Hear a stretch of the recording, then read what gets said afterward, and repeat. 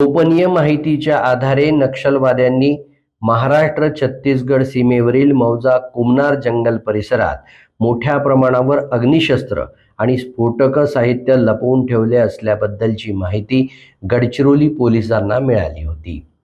या जंगल परिसरात विशेष अभियान पथक प्राणहिता इथल्या 4 तुकड्या, BDDSचे 1 पथक आणि CRPFचं पथक शोध अभियान राबवण्याकामी रवाना करण्यात आलं होतं।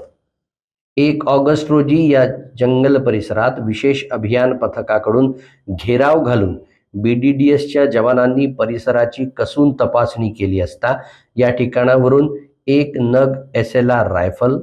1 नग .303 रायफल, 7 नग 12 बोर रायफल,